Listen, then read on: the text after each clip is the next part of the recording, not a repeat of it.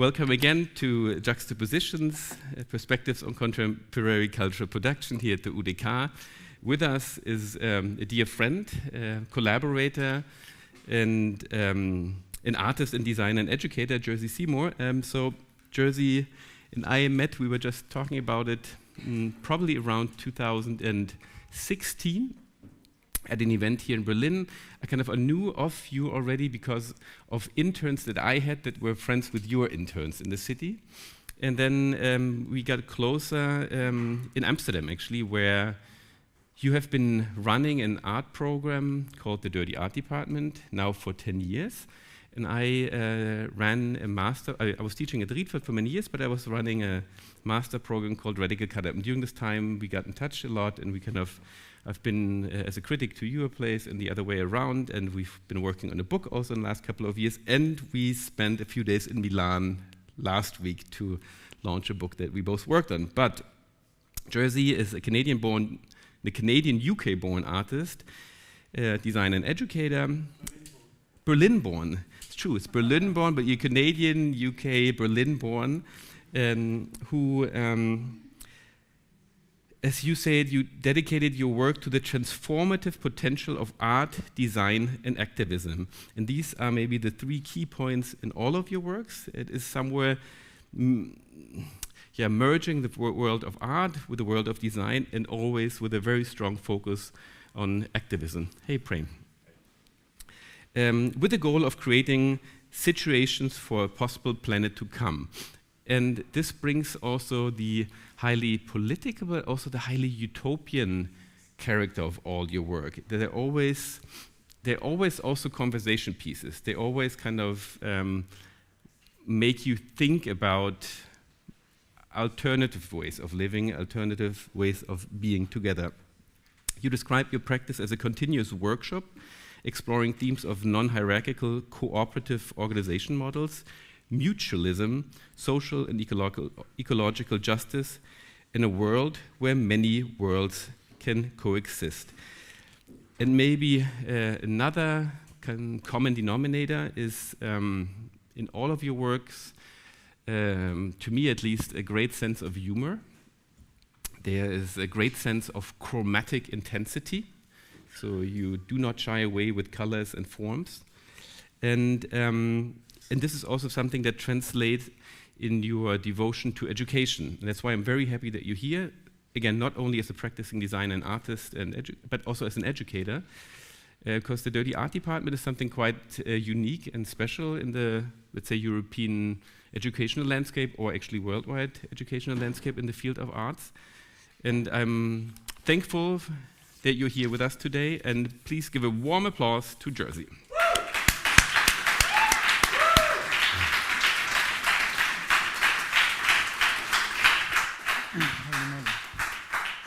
Testing. Does that work?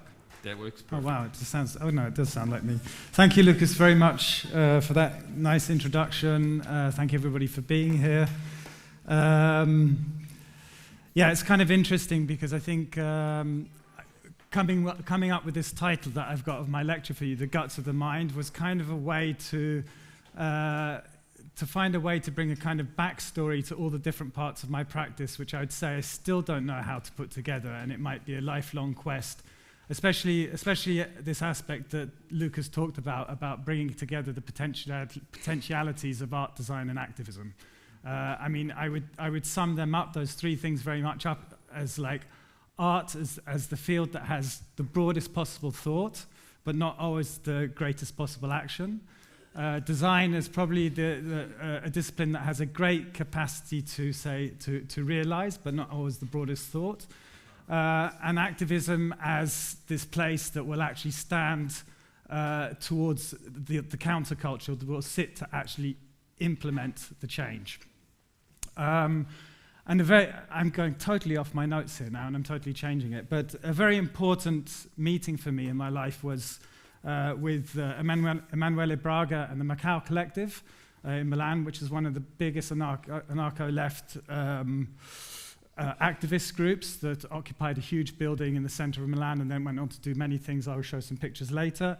And one time I called him up and I said to him, this is maybe 4 years ago, and I said, and we were talking, and he said, yeah, we just had a meeting with all of the Italian off groups, and we decided that we're going to buy a ship and we're going to send it to North Africa to pick up refugees and bring them back to Italy. And I was like, holy shit, how do you do better than that? You know, I was like, what am I doing?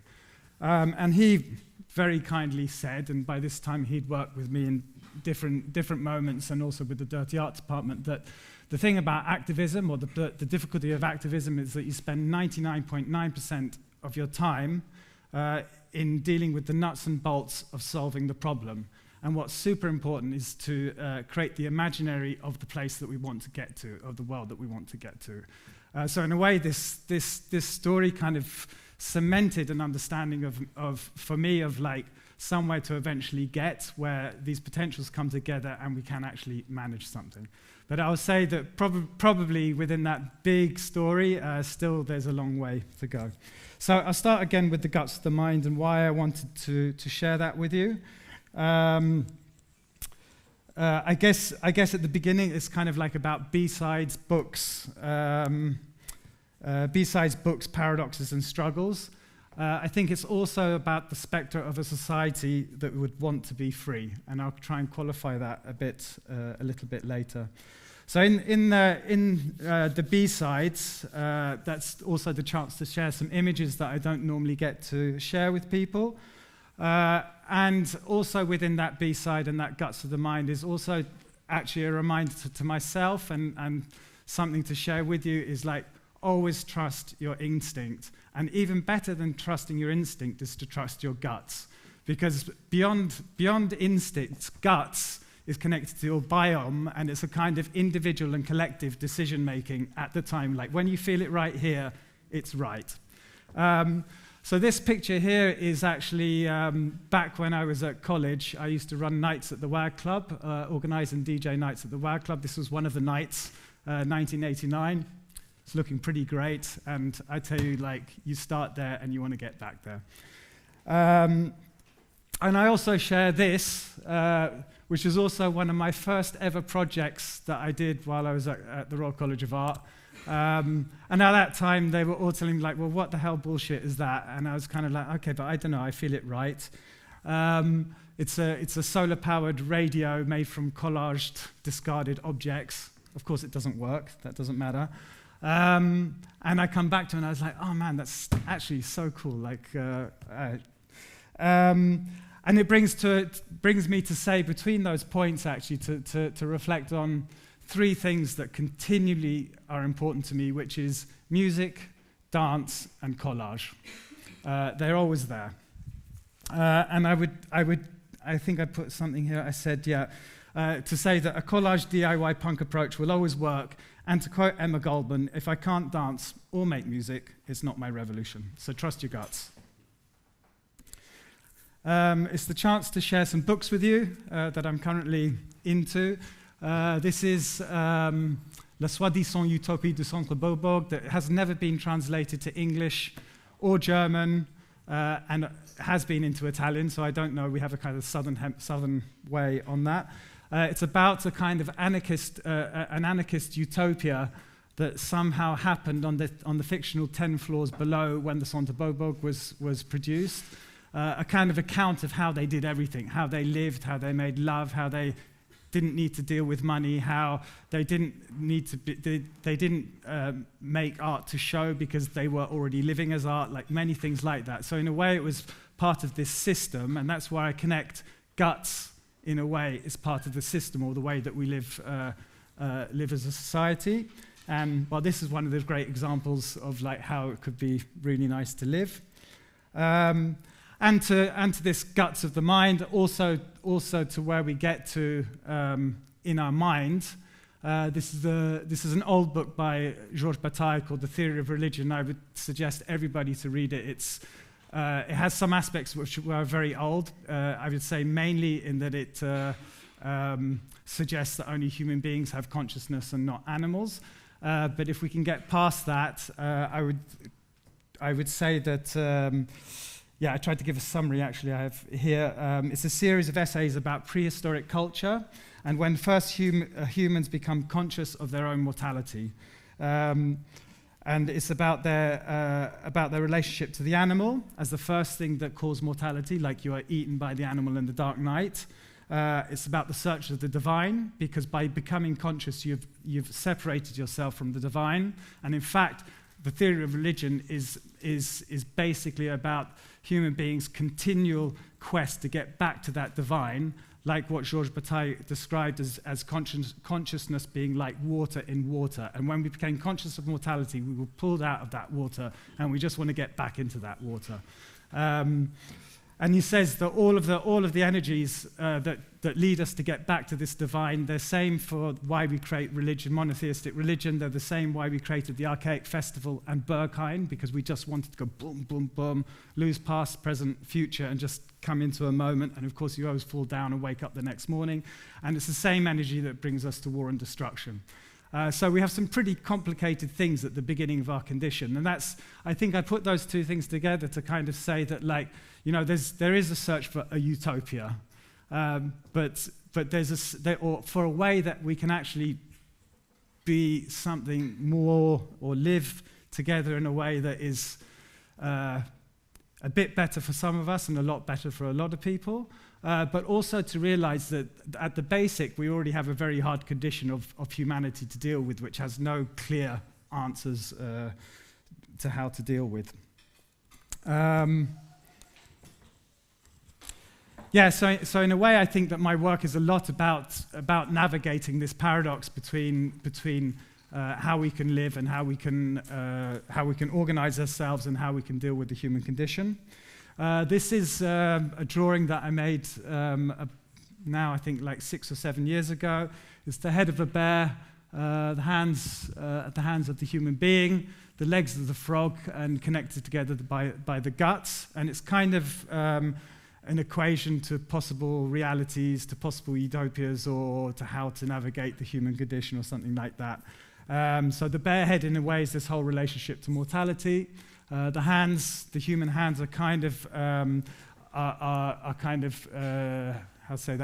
quest to control nature through technology, progress, and the frog's legs, which are a bit more funny, are this kind of sometimes ability for us to kind of revolution ourselves, to jump over a horizon, to come to another perspective, to, like the fish crawling from the sea onto land, or the frog jumping far, and of course connected by the guts. Because the guts are always there. We breathe in oxygen, we breathe out carbon dioxide, we eat food, we shit out, we drink, we pee, and we dream, and we sleep. And if you don't do those things, you don't survive. So in some ways, to not understand that this part of the guts is so very existential and also poetic to our being is to miss something.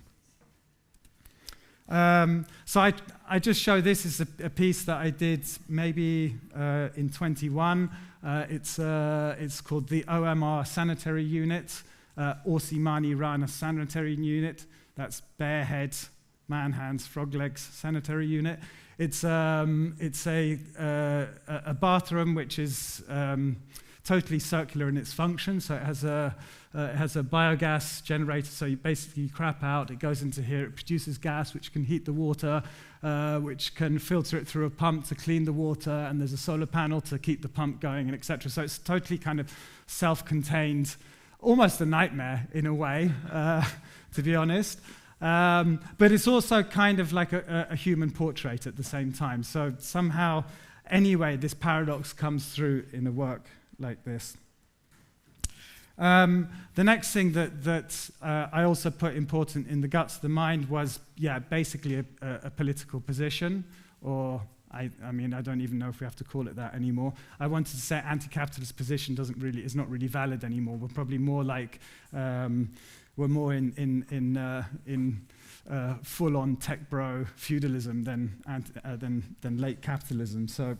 But still, it's there, and I think that this want to bring together the different fields and actually make them really effective is a long-term quest, and I hope it will make some sense to you with the last project that I will show you where I'm trying to really activate something.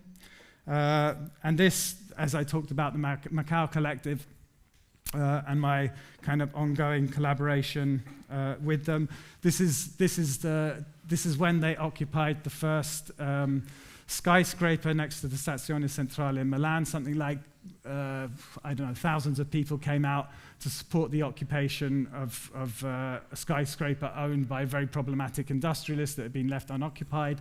They went on to, actually they got eventually chased out by the National Guard, but not before it went into Parliament, and the kind of laws for how disused properties could be used got changed in Parliament.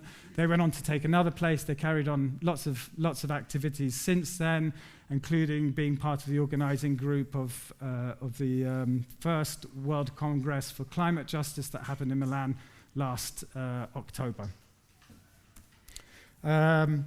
So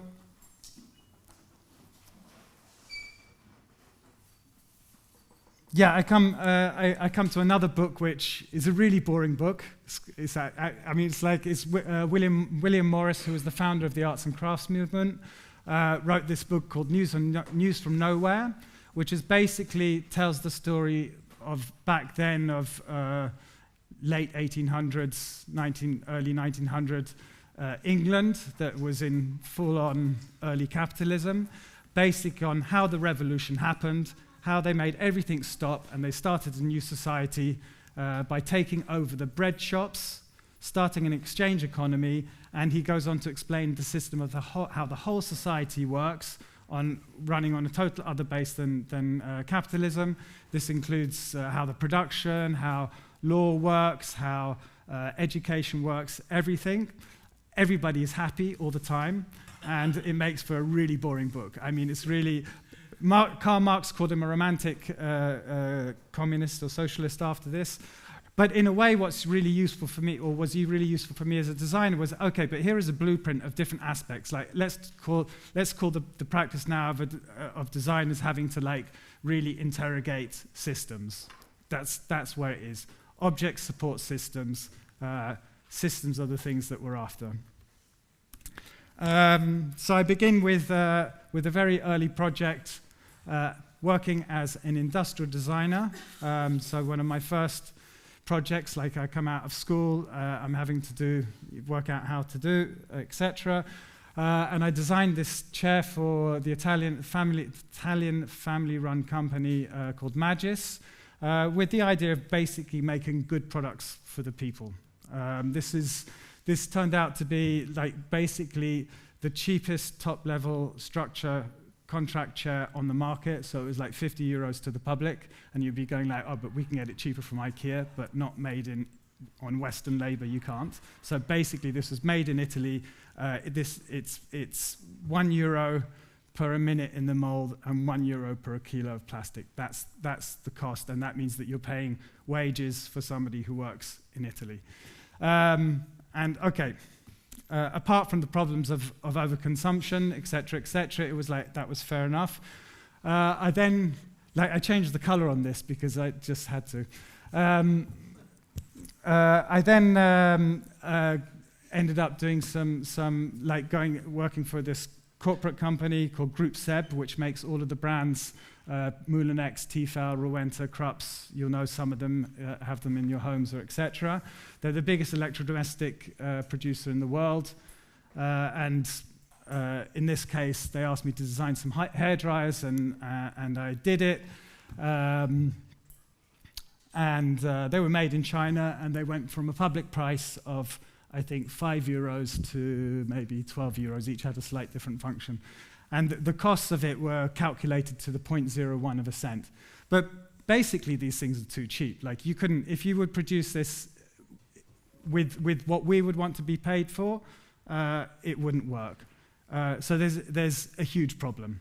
Another project so actually where this all ended up was that I also was working with Tefal, which is the same group, and they actually make all of their pots and pans in France. So they actually had it worked out to be competitive with using the labor that would consume it, let's say. And I tried to get them to start working with the workers' union to kind of create more of a kind of integrated thing, and like kaboom, that was the end of my working with them.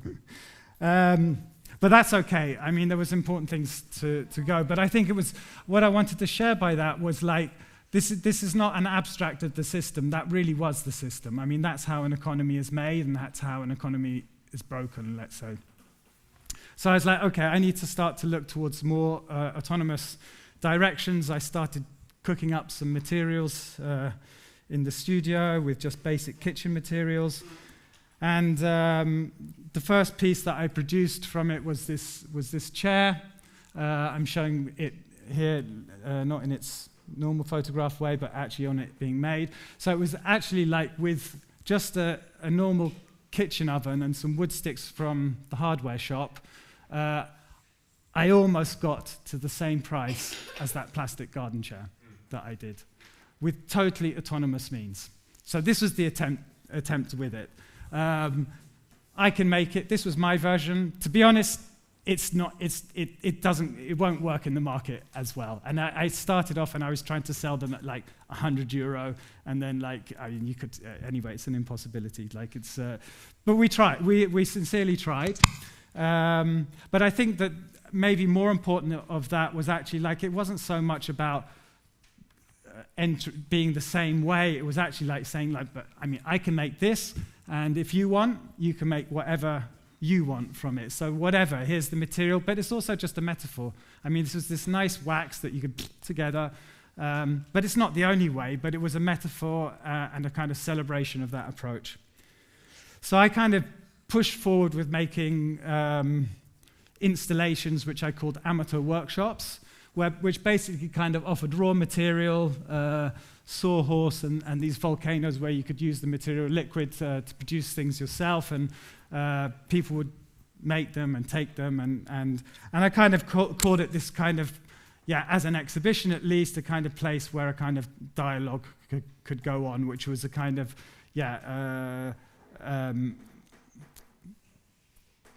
in a certain sense, a non-consumption place, but it was also this metaphor of a kind of the idea of a libidinal economy, one which is based through our libido and a kind of repositioning our desires into making rather into consuming. But I will let you know how that goes forward, and I kind of go back or across. I make a reference to this book called An Apartment on Uranus by Paul P. Preciado. And hang on, because I made a nice little way to sum it up. Or actually, I've got the notes. So, essentially, in the book, he talks about the idea of living in an apartment in Uranus, like this city, this planet which is gaseous. You can hardly breathe. It's more like a swamp. And he says, I would rather live there with the ability to decide to become whatever I want than have an apartment on Earth where everything is telling me to conform to things in a certain way. So in a way, actually there's a super nice text which I can read to you. It says, the atmosphere of the planet Uranus appears to be so heavy that the ferns there are creepers. The animals drag along, crushed by the weight of the gases. I want to mingle with these humiliated creatures which are always on their bellies. If metapsychosis should grant me a new dwelling place, I choose that forlorn planet.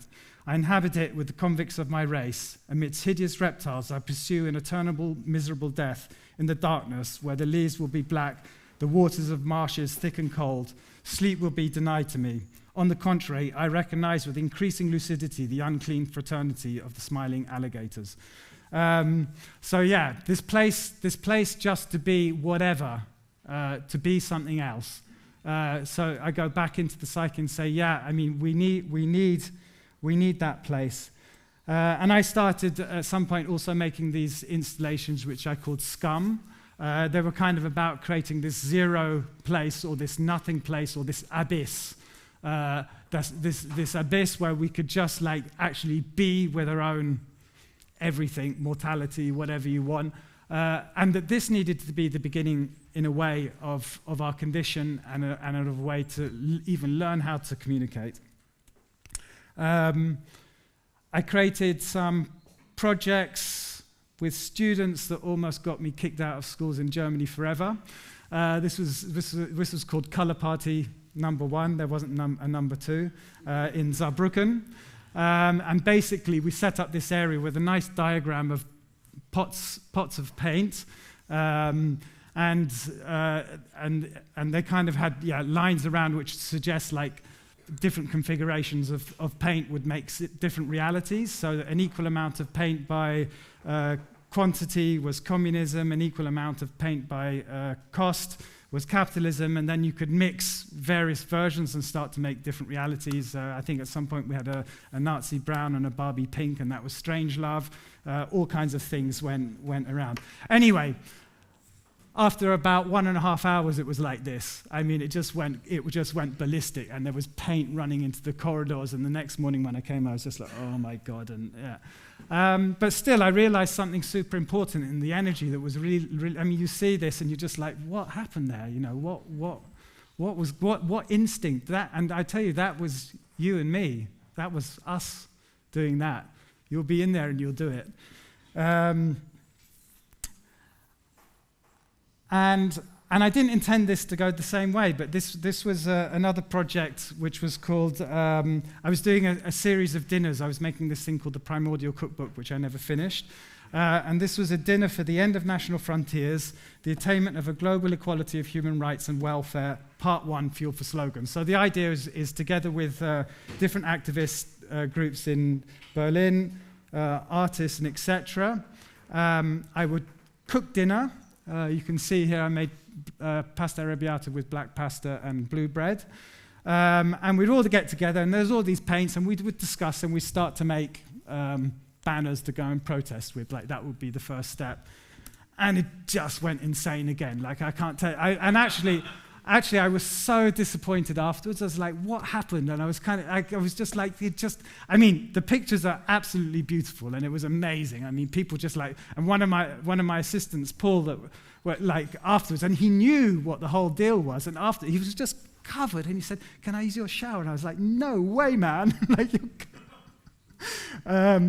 so it was something. Again, I look back at it in a different light now and see just how important it was. And I did notice that some things did start to happen. So these were the kind of cutouts of pieces that would eventually get used, perhaps as banners. We tried something. It was not very successful, and I'm not going to show you the pictures of that. But maybe it's a nice segue to in a way, talking about this getting to the revolution somehow, whatever, or the re-evolution or whatever. This is a poster from Situationists International. If you don't know who they are, then check up. I think for art and design, they become, anyway, super important reference. They basically said the only valid form of art is the revolution. I would say the same for design. Of course, today we have to talk about what kind of revolution. And here says the beauty is in the road, and it's actually picking up the pavé and throwing it. And they were central to the 1968 revolutions, etc. And of course, like to begin something else, you need to work out where you're going to sleep. So where you're going to put your head. And one of the basic things to change is our property rights. So I think this was 2014. Many of the students didn't have a place to live. We had no place to work, etc., etc. A plan was made. These are the basic tools that you need. Actually, there's a very clever modification onto the end of the Makita, which makes it easier to the barrel of the lockout. This was a bit too messy for the people that are really good at what they're doing, but you get the barrel of the lockout fast, and you get in. You make sure that you got your local squatting lawyer's telephone number on your arm.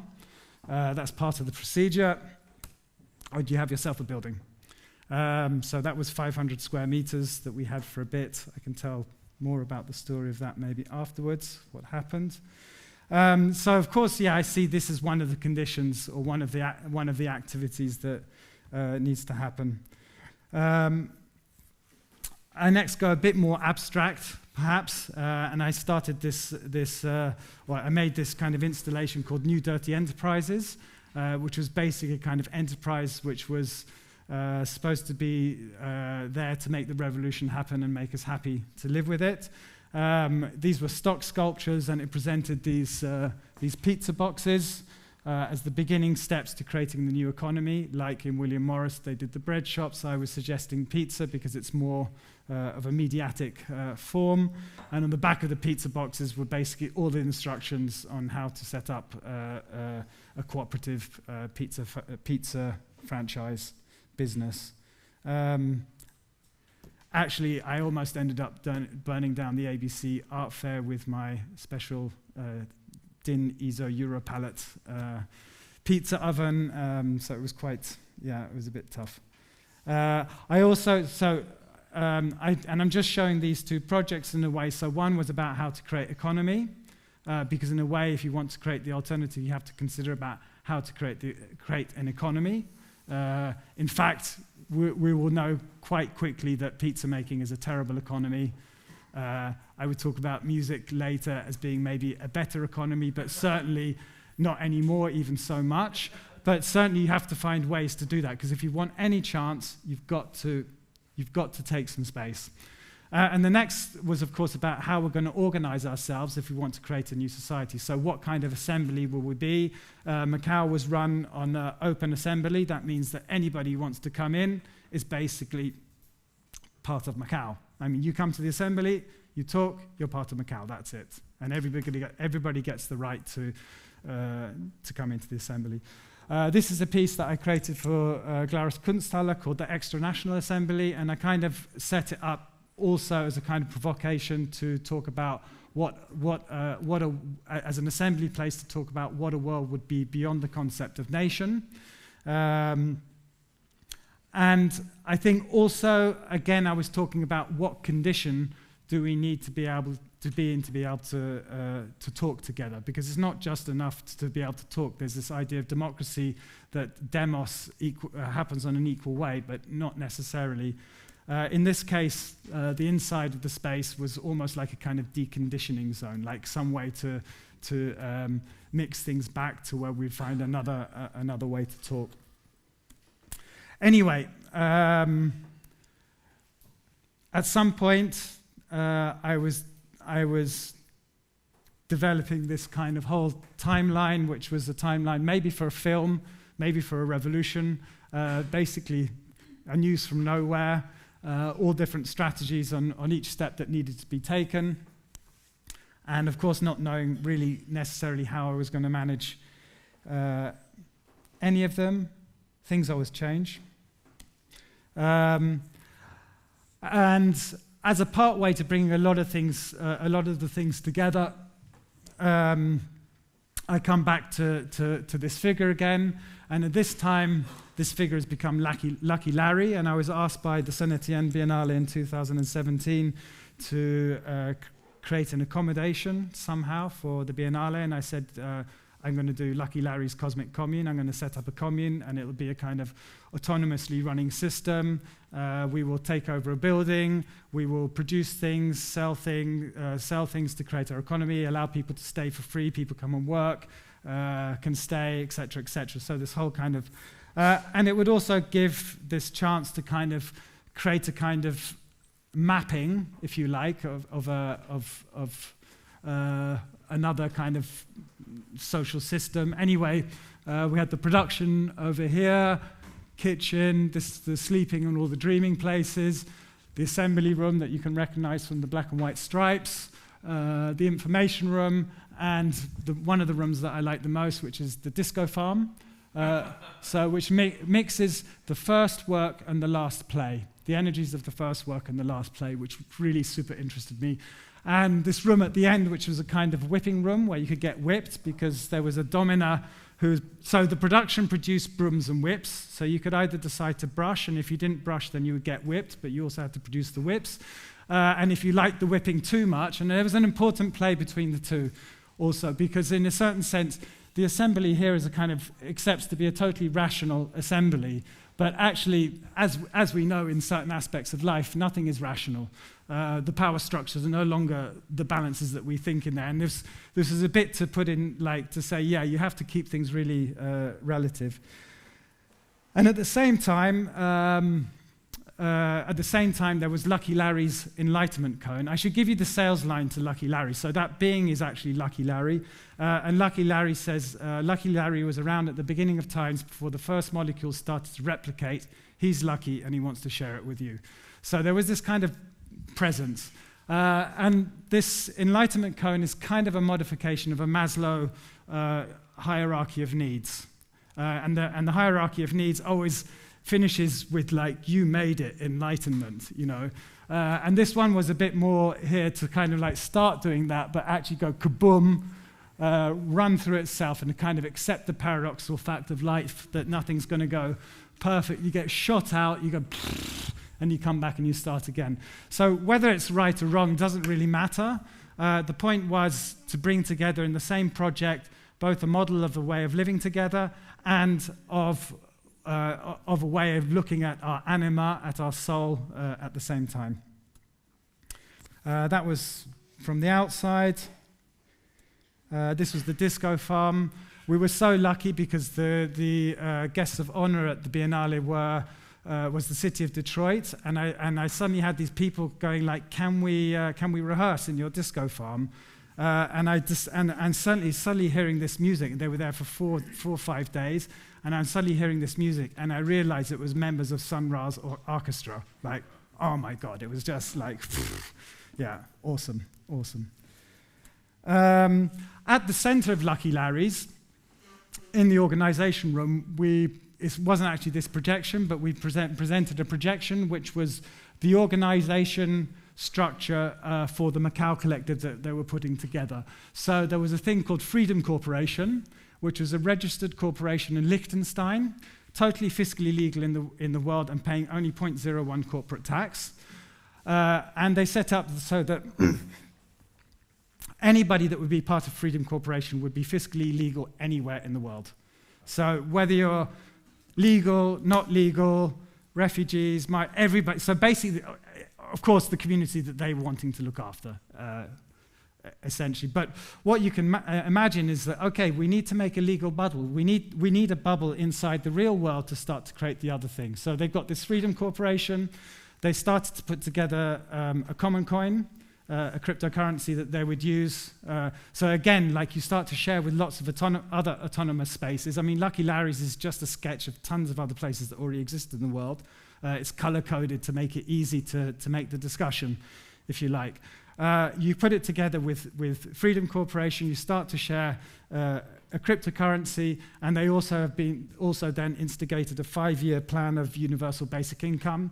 So at a certain point, they had maybe 50 members of Macau that were getting 500 euros a month, universal basic income.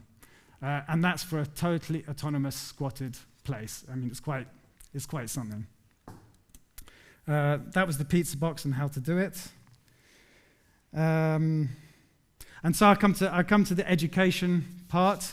I give a reference to bell hooks and to Lukas, and a kind of another play on the Maslow hierarchy of needs, but and in this case applying it to education, in this case actually to children's education.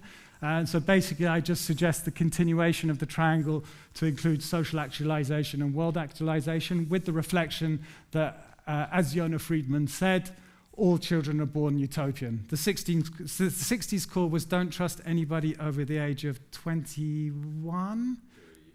30? I think that they were far too late. You're already corrupted. I think, like, after the age of 12, you're probably gone, you know? But basically, like, I mean, I think we'll all recognize, like, I would say, like, you're a child, and then you go into this part of school where you're supposed to learn and pass exams, and you have any kind of, like, any kind of belief in something more than what you're told, like, no, it's going to be like this, and it's going to be harsh reality, and it's told, like, don't believe that everybody can be happy, because, like, that's just not allowed, you know.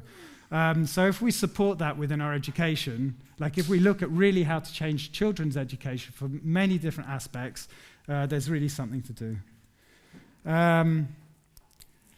Anyway, the school project that I ended up co-founding and becoming director of, the Dirty Art Department, kind of also started from all of these amateur workshops and wax connection, etc.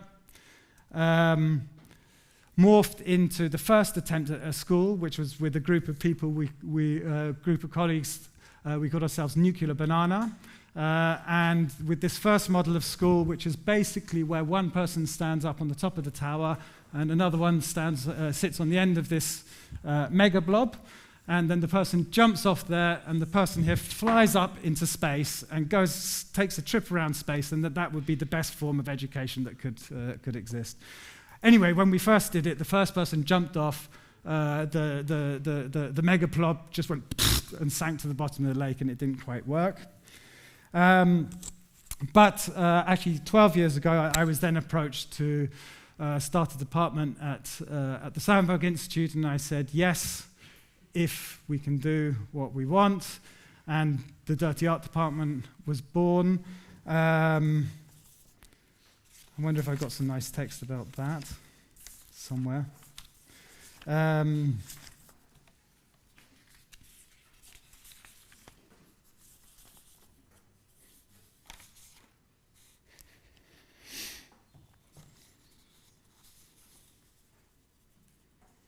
Yeah, I think in a way it was about many things, but definitely about bringing together, actually, in a way, both a belief that situation is the best teacher, like let's just put ourselves where we need to be and it will happen, and to insist a certain discipline from ourselves that, like, yeah, we need to bring in different aspects. So from art, design, activism, different influences, and to have a certain goal where, like, in some way, we're going to talk about what we can do in the world. Like, we are one side saying, okay, we'll prepare ourselves and everybody for the world as it is, because you're going to have to work out how to do, but the big goal is, like, yeah, what are we really doing? I will show some nice images. Like, this is an early workshop. I think it was one of the super nicest workshops we ever did. It was a hole digging workshop, and we all got together in this muddy field we were given, and we said, like, okay, we're going to dig a hole. How should we dig a hole? I don't know. We'll stand in a circle, and then we'll just start digging. And we just dug for 2 days going down, and when 2 days were up, that was it. And somehow it was just, yeah, great. It was really something. Also, an early workshop was the bank robbery. It was too early, and nobody took it serious enough as far as concerned, because we didn't end up robbing the bank. This is the second occupation we did with the Dirty Art Department. So we took actually almost 1,000 square meters, including 2 car workshops and an old discotheque.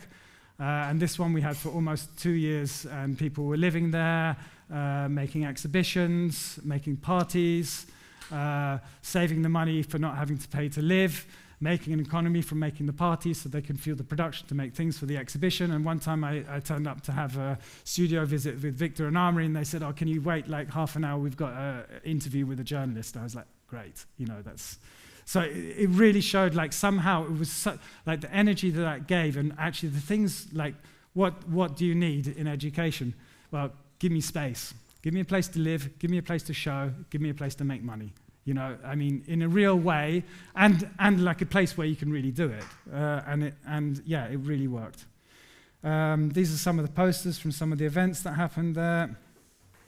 Some of the events, some of the exhibitions. The website, which shows tons of things that have happened over the many years. And I would just talk about 2 particular projects that happened with the Dirty Art Department. One was the Wandering School, Wandering School Part 1, which was basically a kind of living social sculpture that we produced at the Macau space in Milan, where we basically said with the political underpinning, we're going to show this model of a world which is where you can't really tell the difference between art making, project making, daily life. We produced a kitchen, sleeping, hot water for up to 30 people to live, DIY water heaters, everything like that. And then we ran a 16-day public program, which just kind of went on and on and on and on. It was totally crazy. This was one of the beginning meetings with everybody. This was the second building that Macau had. It was a part of the what do you call it, wholesale market in Milan, it was a kind of marble palace that used to be the meat trading futures hall. And this is the same hall at the end of the week, so I'm not showing you pictures of lots of things that happened, but basically we also got into this same problem of becoming totally broke, trying to pull off the big party at the end of the week, after running a 16-day public program, everybody producing tons of stuff, spending, of course, money to work, and et cetera, and we managed to pull off a rave for 2,500 people that went on for like 48 hours, and we turned over 45,000 euros. Everybody, I mean, that was hard work. It was really hard work. Everybody got paid for all the work they did. Everybody got paid all the money for the production of artworks, all of the renovation stuff that we did in the space for the Macau space to help make more things happen. So all the Macau crew, all the Dirty Art crew. So in a way, it's like, thank God. Anyway, it was really, it was fun. It was crazy. And in a way, because that cemented something quite, what I would actually say also really importantly from that, like nobody knows what we really did, and I didn't show you, so you don't know either, but we pulled off the biggest party of the whole Art Week and Design Week of Milan. We cut the head off of everything. So the next year, we got nominated for the first ever Milan Design Prize, only because all of the kids of the journalists and all the journalists themselves had come to the party and everybody nominated us. And what was super important about that is that Macau was basically in battle with the local government to be able to stay in place and justify themselves as a cultural contribution to Milan. And at the same time, without knowing it, they just nominated us for the first ever Milan Design Prize by the same mayor. So it was a super success in this setup. Okay, I'm not going to show the film because it's no. Do you remember in the origin of the storms, but when? Okay, I'm going to try and go past that because it's too far. So actually, you can just hear a little bit of Franco Biffa giving a 10-minute poem there as our Oracle of Delphi, before everybody leaves to walk from Delphi to Athens on the Wandering School Part 2, Revolution or Bust. So what is going to be, like, we decided with Macau, we get together, we're going to do a second Odyssey, this time a real dérivé, running from Delphi to Athens, with a kind of anti-capitalist, of course, position, and, well, with a couple of goals.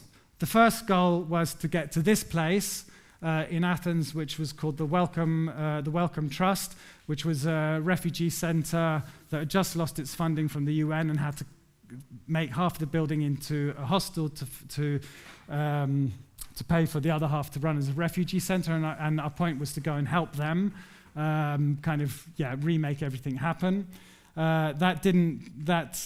We only managed to shovel rubble. I'm getting worried about the time now. We only managed to shovel rubble and give English lessons, and at the end of the day, we made lots of design suggestions, but actually just it became too difficult. Like, the economic situation was too tight. There was tear gas in the streets 7 days a week. It was really impossible. So, or this other goal, which was actually the original goal, which was this place, which was an abandoned hotel off the coast of Athens, and we had the idea of actually squatting this place and turning it into the best nightclub in the whole of the world, taking the business out of Berghain, taking the business out of everybody, and with that money, buying up all the property in Athens and taking it off the market. So basically creating a cooperative to take all property off the market. That got knocked down by the end of our stay, so that didn't work either. But we did manage to stay on and do a graduation show, which I think some important things happened there, and I would spend another time to really explain that. Music. I'm just going to quickly talk about music, dance, and collage. This, just for a reference, is the manual by the KLF, or how to get a #1 hit the easy way, written 3 years before they got 5 #1 hits, and then announced their retirement from the music industry, burning £2 million. And there's a long story about them. Read about this. Anyway, I always come back to music because it's in my practice. This is some of the things that I'm using. This is the performance that I met Lukas at, featuring the Lucky Larry's Enlightenment cones. It was called Aliens of the World Unite, and I did it with the Kukula Workshop for Refugees here in Berlin. This was with the Lafayette Foundation, New Dirty Enterprises, the first annual report, and got to make a record. And in a certain way, there's a whole load of content in all the different pieces that I made. I don't know if the music's great, but in a way, it was better than writing a report in words, and I was really happy with it. Dance. This was a series, like a weekly event that I did called Mertz Aerobics, which was basically like your right of what you can do when you land on the new planet is the right to move your body in any way that you want. So in a certain way, I just set up these aerobics classes for movement in any way. And this developed actually into a series of performance works called an intimate, decentralized, autonomous choreography. So decentralized, autonomous organization, people have heard about. Intimate, decentralized, autonomous organization. So there was 2 versions of that. This was the second one. But basically, it was basically almost like a ritual that should go on for 24 hours, we never managed to do, which should be about how we can get ourselves into a different way of being. So first of all, we just came in with what we knew how to do, and it was a kind of like an audio-visual jam. There was performers, dancers, and musicians, and we would start to like just move things around, and at a certain moment, we start to take over each other's roles. And this would start to kind of like change the whole pattern of what would happen. And I think the last part would have been the transcendence, which we never got to try, which would really need a 24-hour performance. But it was really about questioning this state that we're actually in if we want to be another form of society. And I come finally to collage, refer to general ideas, collage or perish, check it out. And I also talk about collage, and I refer to this Manifesto Anthropago. This is the Cannibalist Manifesto by Andrade. It's a Brazilian manifesto against colonialism. And basically it says like, what we will do is just take everything and we'll eat it all in, and we'll make it into our own thing. And I thought that's 2 really good references for collage. And so anyway, old project that I actually ended up making real, collage, a collage, and becoming a planet and maybe more mud. And what's the difference between collage and mud? Well, they're kind of finer versions of each other. Landing on this kind of organ-looking thing, this guts-looking thing, which was the first sketches for the exhibition I did at the Museum for Kunst und Gewerbe in Hamburg, called Life on Planet Osimani Rana. And this was curated together with Emanuele Braga and the Macau Collective and Anika Dahl from Assemble as a vision of a planet that we would want to live in. So in a certain sense, there was an archaeology of a whole load of autonomous activities and a functioning radio station which would kind of lay out the steps to get to where we wanted to get to, let's say, a world that we want to get to. Which were anyway broken down in kind of a building number of steps. This is living area. This was the bathing area. It was supposed to be a mud pit, and then we were only allowed to do this deep at the end. So it's one of those stories that doesn't always work. The workroom, which was this crazy collage of works from different people, from artists, designers, and activists. So you have here actually the push for UBI done by Massive Attack. We have the Molecular Querying Agency from Merry Magic. Many different works. And the radio room that was also showing this moleculocracy slideshow created by Emanuele Braga. We did something like 170 hours of broadcasting with the radio. You can see the setup. It was run during the pandemic, so it was a nightmare. We had approximately 4 weeks open out of the whole 8 months of the exhibition that was supposed to be open. This was the website with all the different radio programs. The book that Emanuele produced afterwards called Moleculocracy. So basically one of our chapters was called From Democracy to Moleculocracy. If a really simple example of that is like, democracy is basically a bunch of eyes that get together and say what we think. And in Moleculocracy, he kind of questions what an eye is. Like, what part of the eye are we talking about? And he says, if we get into our molecules and look at ourselves as a bunch of molecules that interact with other people in different ways, we will probably start to understand a really different way of talking together. This is the one. So this is the end. So just to say, like, now the last project that I'm getting to is a collaboration with the worker-occupied factory called Rimaflo in Milan. They basically were a car parts manufacturer in Milan whose owner basically took all the production to the east and fired them all. They took over the factory. They've been kind of basically working out what to do, and I'm starting to work with them in producing a mutuogenic utopia, if you like, a kind of production school and dancing center. Maybe it's a nightclub. Maybe we're producing things. And I finish with K-Punk. And the last part of K-Punk, the last chapter, is the unfinished introduction to Acid Communism by Mark Fisher, who talks about the spectre of a world that we would be free. He says, we didn't lose in '68. In the 60s, we didn't lose. It went into Detroit techno. It went into acid house. It went into the underground music scene. It's still there, and if we want it, we can get it back, and that's our hope. And I finish with you. That's our hope. Thank you.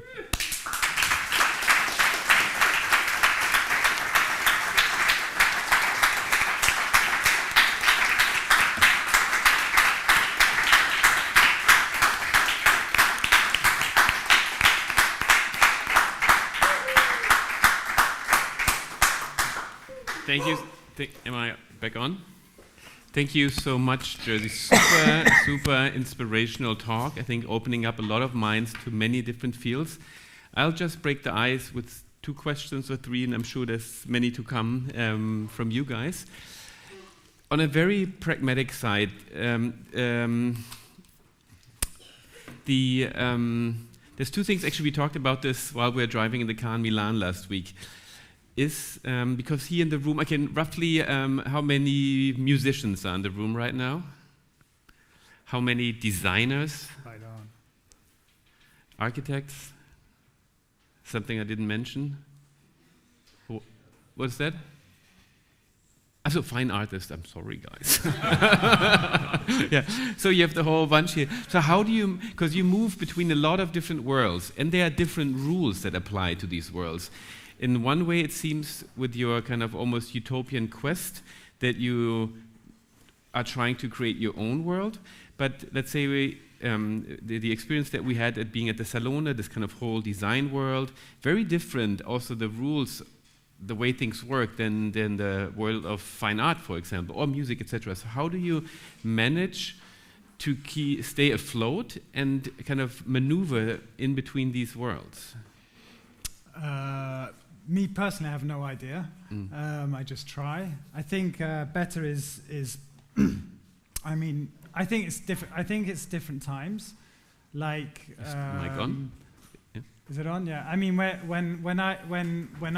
were at school, like, I mean, really, the disciplines were super separated. You know, I mean, there wasn't a professor that even had a clue about what the meeting points were, I would say. Mm-hmm. Nowadays, I think that it's very different. So, I mean, already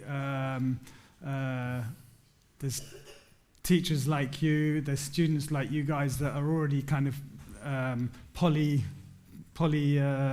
capable. So the interesting thing is, I mean, I think one of the interesting things is to be able to talk about your practice without using any of the words art, design, music, or etc., and see where you get to. Like, just don't use the words and see what happens.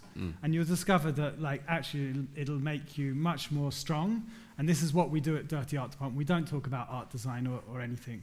We just talk about the practice. That's it. And of course, like, yeah, I mean, there's politics to play, and you need to know who's the right curator to talk to, or who's the right such and such to do, and like make sure you look slick and make sure you know how to talk, make the right connections. And I think this is the kind of bread and butter of what we need to do to look after ourselves. But I think that the point of a truly strong practice to be of a good artist or un-artist, as Alan Capra would say, is like, well, what is really the end game? So, okay, you know you're having to maneuver a number of things, but if you're just doing it to maneuver those things, what are you doing? You know. But yeah, we have to. It's a tough world, and we have to be professional, and we have to know how to take care of all those things that happen. I don't know if the best tactic could also just to be totally autonomous and say fuck it all. That's for everybody to answer. So there's different ways, I think, to negotiate that.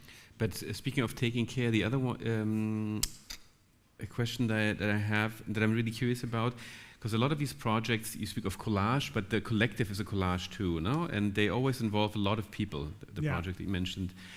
How do you keep that level, like almost of choreography, or where do you step out? Because you have to, whether it's Macau or whether it's Lucky Larry's Commune, it's not like you're the whole time orchestrating, but you're part of a team that kind of starts it, but at one point you will step back, and then it has to become, they take over their own responsibility. But can you elaborate on, because that's a very fine process, because, you know, collaboration can also totally go south, you know, can totally, how do you manage to initiate something that then can live on its own, so to speak, and independently? Yeah, I think it works on many different levels depending on the kind of project. And of course, there's some projects where it's me and I'm deciding the parameters of something. In a certain sense, I always say that I create situations. Like every project is a situation. Some of them I declare that I want to hold very tight. And it comes out as a chair in my form. But in a certain way, that same chair can be offered as a model to other people to do something totally different. So that's where it becomes this idea of a non-Gesamtkunstwerk, a non-total artwork. Of course, there's steps from, say, an installation like Life on Planet Ossimanirana to Lucky Larry's to Dirty Art Department, to etc., and we actually also now have the Dirty Art Foundation, which is now 150 alumni, where I'm somewhere. I don't have any executive role on it, but I'm part of. To say that the breadth of that, like in the school, of course, it's just about setting up the right parameters for the people's work to happen, like the right support. That is the situation. It's kind of like this, you know. But there is some bias. I mean, the bias of it is like, we're kind of talk about how the work is an agent for the planet to come, or something like that. It's quite soft, but also quite meaningful. And otherwise, it's whatever people can do. There's no judgment, except on the qualities that they want to make to themselves. Which actually, your description of the Dirty Art Department really fitted well to the quote that I read that one of the students, Cosima, said in the beginning from Ivan Illich.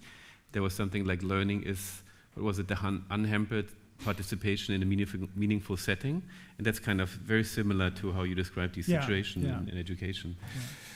So really, congratulations. That's great work. What I would say is like the biggest thing I did for the Dirty Art Department was invent the word dirty, and I didn't even do that. That was basically it. Like people come because they go, "What is that?" And then afterwards we do whatever happens. You know, that's except we do it with some professional support, let's say. But basically, it's what happens.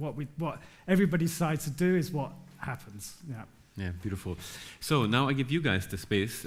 Prem Krishnamurti was here last semester in the Healing Arts, and I think you must resonate very strongly, because Prem actually did a karaoke session in this very room here, with the entire room, which was quite a meaningful setting, by the way. Do I need a mic or something? No, we don't have a mic. You speak loud, and for the online audience, I will, if it's not too complicated, I'll repeat it. I'm going to ask a very simple question, but I'm going to say thank you very much, Jersey. It's great. Let's have another round of applause. Yes, thank you. Thank you. I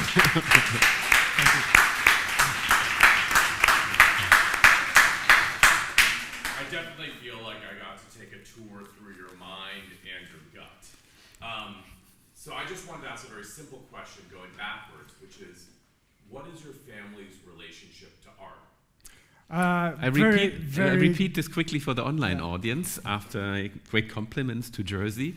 The question is, what's his family's relation to art? Yeah. Well, then it's pretty prophetic. My mum was a ballet dancer. And my dad was a ballet dancer until he stopped doing it. And my godparents were ballet dancers, and they were all dancers. And that's why I was born in Berlin, because my mum is Canadian, that came from the Royal Ballet to Berlin to dance at the Deutsche Oper, to do some, in a way, important contemporary pieces about the fictional life of Anastasia, and met my dad, who was called the ballet, and that's how it happened. Yeah. So the dancing remained, no? The dancing was there, yeah. Follow-up question. No shame in the game, yes, please. What exactly was the situationism of the color party in Saarbrücken? Was it in the art school, or where was it? The question again is about one of the earliest educational experiments that you did in Saarbrücken with a color party. So what was the situation like? I think it was with the design department, and I can't remember now, but I think I set up a series of, I was trying that we would set up a kind of series of situations through a semester. I was going there over one semester, and this came as kind of evident approach to take. So it was in the art school? It was in the art school. It was like on the floor below here, you know, yeah. So basically on the floor below here, there was just paint pouring out, and all of the other professors of the school the next day were like going, what is this? Like, yeah, they were not happy. Cool. Yep.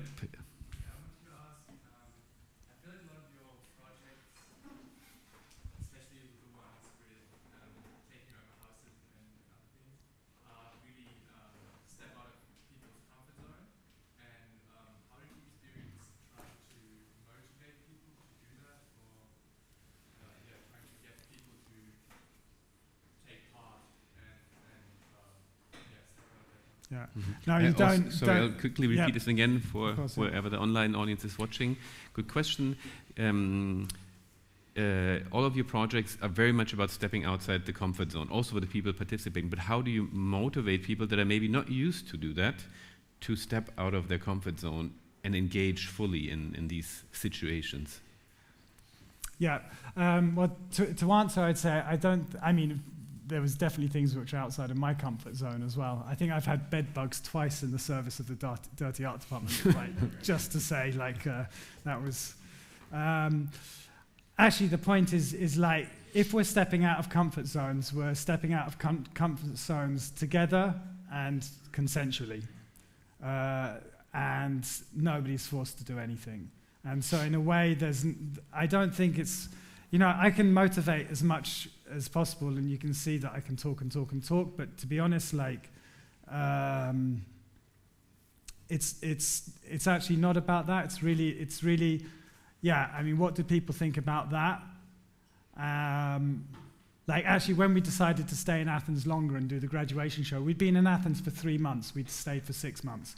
And when we decided to stay, it was kind of like, they were like, okay, yeah, I mean, in one sense, we can like screw paying like this crazy rent in Amsterdam and like there's something important here. And the other side was like, but how, like one thing is doing a graduation show in comfortable, cozy Amsterdam, and another thing is doing a graduation show in the political situation that there was, especially in Athens at that time, you know. And everybody's like, we need to think about it. And then they you know, and then they were like, let's do it, you know. So I have to say, in that sense, like, yeah, I mean, I can push as much as I want, and people will just, if I do that, they'll just go like, fuck you, like, it's not going to happen, you know. So I think it's really about consensual, yeah. Yes, please. Question in terms of how do you negotiate working with the system in terms of working either at the beginning with companies or now you're still working together with museums or exhibitions. Yeah, and yeah. They are also in some part Yeah. of the capitalistic society. Yeah. And the other question is like, how do you see those small, more anarchistic, if you call them, individual happenings correlate to the economic system, to economic change that then will make it possible for more people than just the individuals who participate in it? Yeah. Sorry, I have to again repeat it for the online audience, but it's a very good question. How do you kind of manage to engage also within the system? It is very much system breaking that you're doing, but at the same time you are an institution, which is again part of the system, or just this place that we are gathering here tonight. And then what role do these kind of small anarchistic interventions mean? How can they be extrapolated to more than the participating people? Yeah, good question. Actually, I think I would say, first of all, that I reckon that if you ask around, you'll probably find, I mean, if we would manage some kind of more real democracy, especially amongst the cultural world, you'll probably find that a large percentage of people are probably pretty like-minded. That they believe that there's something that better can happen, that they believe that there's a problem with the way that the economy functions, and et cetera, et cetera. If I could have, with a bit more time, when I was explaining Lucky Larry's Cosmic Commune and this color coding, I said the green was the production. But if you can imagine a freedom corporation, and we've got this economic bubble, and we've got green as our production centers, and there you've got this little place making whips and thing. But if you suddenly said, hang on, let's get, there's Orbea bicycles. Does anybody know Orbea bicycles? Spanish company making Orbea, yeah. Or candy fridges, probably you've seen. Yeah, anyway, imagine suddenly I go to one of them and say, hey, listen, wouldn't you guys rather be part of this Freedom Corporation network? Isn't it much better? And they said, yeah, okay, we're in for that. We'll do that. And you say that sounds unrealistic, but another slide that I didn't show you is about the Mondragon Corporation. I don't know if anybody knows about Mondragon. It's basically the biggest workers' cooperative in the world, centered in Spain. It employs 80,000 people. It's the producer of Orbea bikes, of all the candy electrodomestics. I think they have a part stake in Siet. They have banks, university, etc., etc. So in fact, cooperative models, it's there to prove that cooperative models are really something that can work, and that in a way, the question is like, and another book I wanted to share was How to Be an Anti-Capitalist in the 21st Century by Eric Olin Wright, where he basically says, look, there's lots of different strategies. We've got from black bloc to the autonomous community to to this side, to trying to change the system from within. And he says, look, it's not about picking which is the right one. It's using every single one to start to create the alternative. And so I really insist, and that's why working with Ramaflo, maybe we can become a Mondragon. Maybe we can. I mean, the point is it's not to get to some fake economy. In a way, that's why I talk about my work being much more kind of blueprints than the reality. But in a sense, I want to suggest that, we should be getting to a place where Lucky Larry's includes having a hospital and a pension plan and a da-da-da and a da-da-da, and we actually really create an alternative model. So it's a question of sticking them all together and start with some blueprints, see how to put together, collage, collage, and remember that what do we want at the core of that, is about how we actually want to live together in another way. I think the other economy is possible. It's going to be hard fights to get there, but it really is possible. I mean, number one thing for the whole world. Another book I would have shared with you is Capital from Thomas Piketty, who was going to be Ségolène Royal's Minister for Economy. He basically shows the hugest malaise in the economy that we have at the moment is the fact that you make more money from capital, from property ownership, than you do from labor. I mean, money is made by labor or capital. And it's money increases like that. And at the moment we have property here and we have labor here. And it needs to be like that, at least. It doesn't necessarily need to be like that, but it needs to be there. It needs to be the difference. So we've got really basic functional problems. When COVID happened, we saw some movements saying stop rent. I mean, imagine everybody decides to stop paying rent now. Halt the system. The property market is the cause of the last two financial collapses. It doesn't work. How can we demand this to change? It doesn't work. It is unhealthy for the world. We can't. So, I mean, basically the things are there. I mean, if we talk to each other as human beings, then we actually can give a functioning alternative. And this is the question: the functioning alternative with the imaginary to support it. And I think it's what, in a way, the left has been lacking. And when I look at the English Labour Party right now, I'm just going oh my God, they can't say anything. They're not giving anything about where we want to get to. So.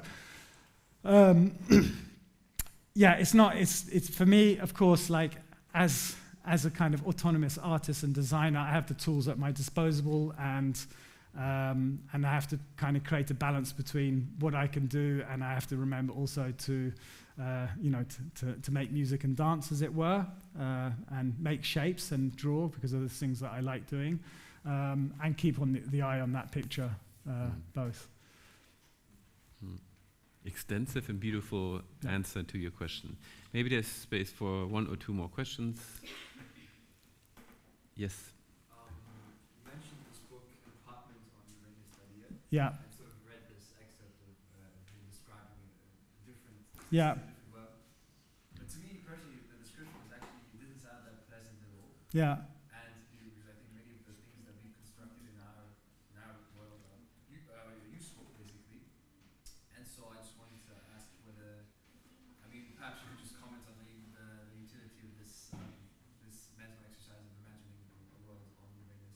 Yeah, I think wait 1 second. Sorry. And just also that, because you also mentioned the related, have this cave-like construction, so just connect those things. Okay, so for online audience, coming back to Presidio's apartment on Uranus, is it a cozy place or not? Do we even want cozy places? Yeah. I think that I used it in this place. First of all, it was particularly in Paul B. Preciado, because in fact, Apartment on Uranus is about his crossing of gender. So at one point, he is saying that for you, the earth is cozy, or for a person that is in their right body, in their right gender, this place is cozy. But for somebody who's not in the right place, this place is not cozy, And that even if this Uranus can seem totally horrible and totally disgusting and totally like the abyss and the worst place possible, he would rather be in that and be free to be anything that they want than to be back in the cozy place of earth. And I think that the reason that I put that in there also then, because I'm not necessarily talking about the transgender position, is to actually talk about, our trans position. We are so comfortable, everything seems so right, from a certain side, we're in Berlin, we're in Germany, one of the richest places. If you don't have fairly decent benefits here, you're not going to have them anywhere else in the world. But a lot of people are not comfortable. And even here, there's people that are not comfortable. But so I think, and on the other hand, I think that we get comfortable with that coziness because it's an easy way not to look at the really difficult things, So in a certain sense, there is a precondition to go to go into the hellhole. You know, as much as you don't want it, you have to be in there. That's where it's actually at, you know. Prem, maybe another one. Yeah, thank you. That's actually like a great segue to something I wanted to ask. It seems like a lot of the work is focused, I think, generatively on a conflict with the systems that seem to be outside. But in my experience, collaboration and collectivity also includes a lot of conflict within the group, within these seemingly utopian systems. There's always a large degree of conflict. And so I wanted to ask, what are the strategies can you name an example or some of a situation within the collective that has involved conflict, and what were the strategies or tools that you used to, be with that or move with that? I repeat this again, a very good question. This is similar to the one I asked before, how do you manage a collective or work within a collective? Because that's built on consensus, yes, we agree, and conflict, no? That's kind of the basis, I think we talked about here on the other course, that's kind of basis of democracy, consensus, conflict. So how do you deal with conflictual situation or with conflict, no? Within a group and a collective? Specific you can mention. What's your hack? Like as an example of that might be tangible. I mean, there's many different ones, and I think,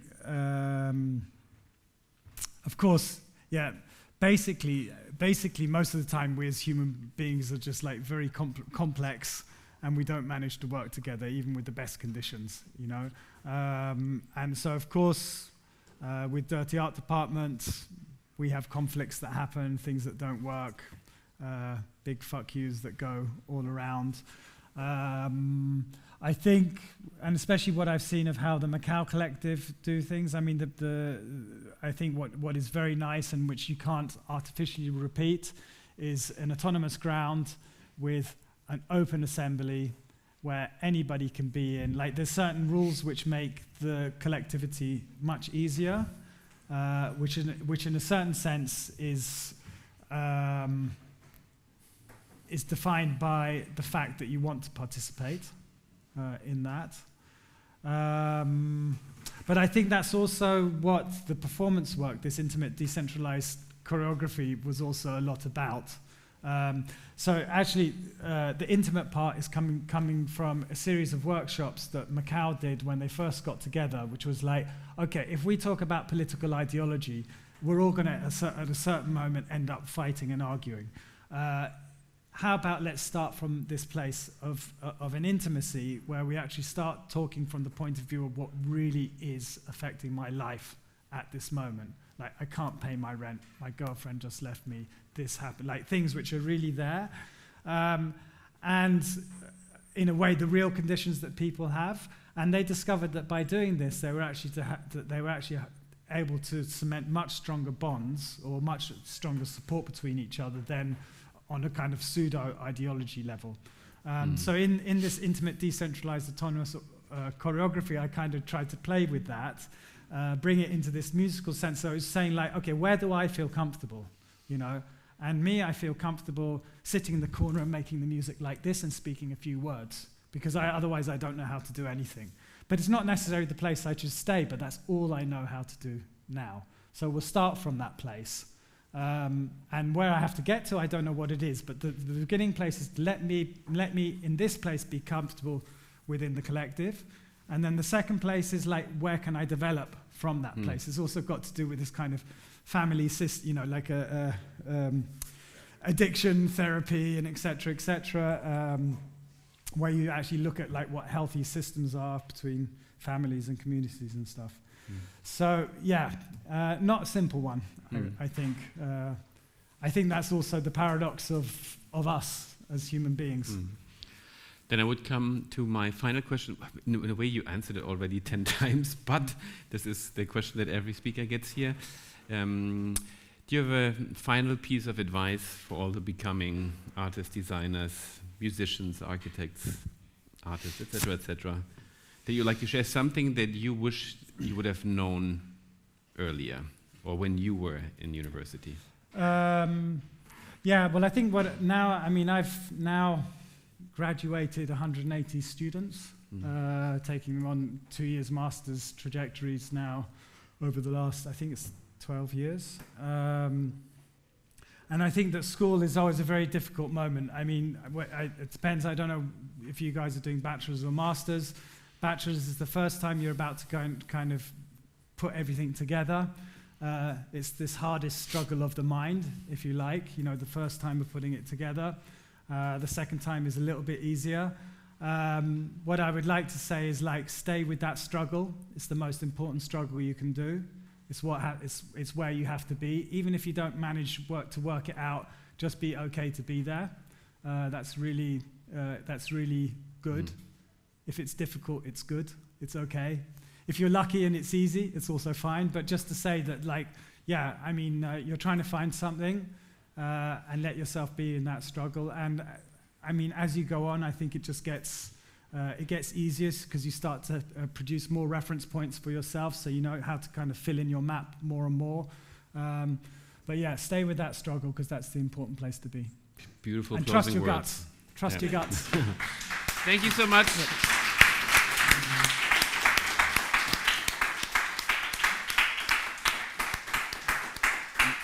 Once again, thank you so much, Jerszy. Thank you for being here on a Monday, also for that long. Reminder, next Monday is the Healing Arts Encounters in Art and Medicine, and we will have Rebecca Raue here and Katharina Schmidt, a curator and an artist and a cardiologist, and it's going to be about kids.